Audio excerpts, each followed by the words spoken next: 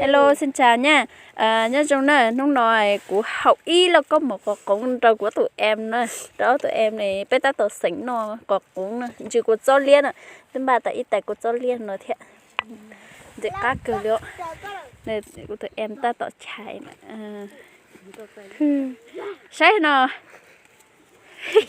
Sai rừng cao thì chỉ cả tí ta sai nè. Để ta chạy ta nào nó. In chỉ mà nên là sẽ bé sẽ nó sẽ bỏ lịch trả nữa sẽ ở tụi em nó tàu cá lịch trả nữa. Các bạn đã quay trở lại kênh của này. Bé cho nhẹ dây bé hầu ít cho ít lo công còn nó đây nó của tụi em nó tao tàu xịn nó có cúng nữa nó sẽ lời từ giờ tụi nhân nữa.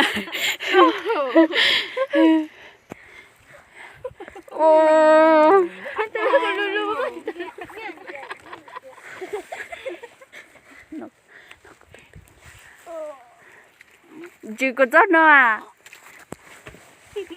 Chỉ sao? Sẽ nó khốn vô sụp bóng mà. Đây. Bé sợ nhẹ cha nó nhớ tao xe chị nó có cấu sợ bé chung cửa. Ban đã nó đã tỏ sỉnh thế là từ nó lên từ giờ tụi ấy nó những vấn tài nữa.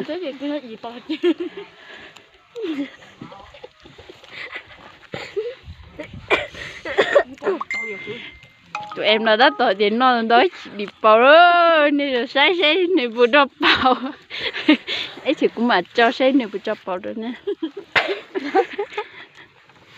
Của cho mà tao xưa xem cái bún nó thà điên nó đó chén tao cha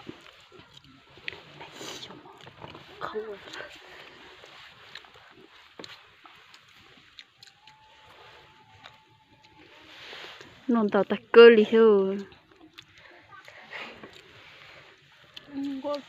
bún gì thế à? Các cưng Cá cửa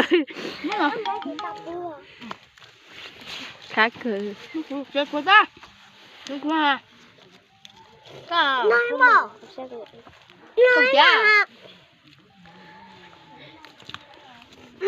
cái gì bọn nó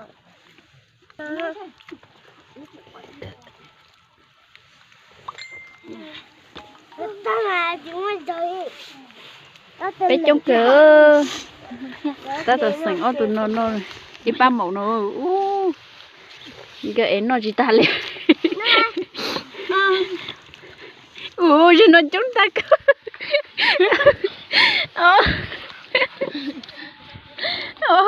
giờ nó chúng ta cái điều chỉ ở linh nó rồi sành na ha chỉ rồi chỗ nó cho lò sành được theo ô chạy bé nó mò ở nó cống xứ nè nó có cống xứ nè chợ nhẹ cha léo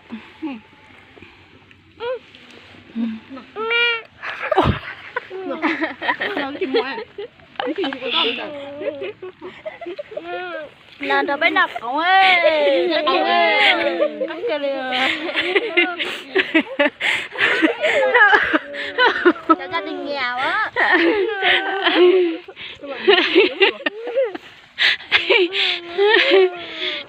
nên bỏ tao đi trả dư nó có à rồi nhẹ nên xả đi trả dư đi làm đêm về nhá mọi người nhá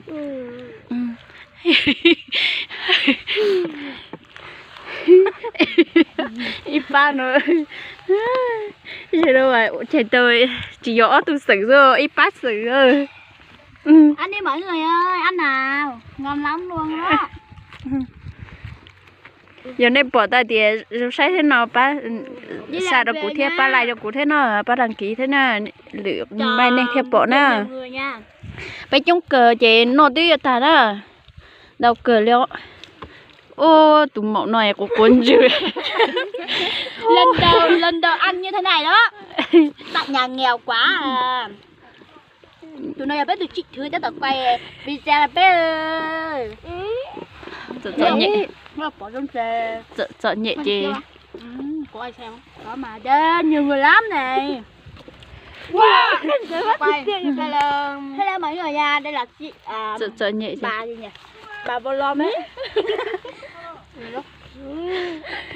Ăn đi. Nó có thôi. Bây giờ tới là coi đi một pan này à. nó chỉ nó bên nó tại ô mình nhớ tao xem mà nó có cho thấy tiền liêu nè thông tin nó rất nó chỉ một món nó chỉ bên nó có ít tiền thế này chỉ nó sánh nó tà đi nó chỉ chúa liêu Hello mọi người nha. tà nó Hết số.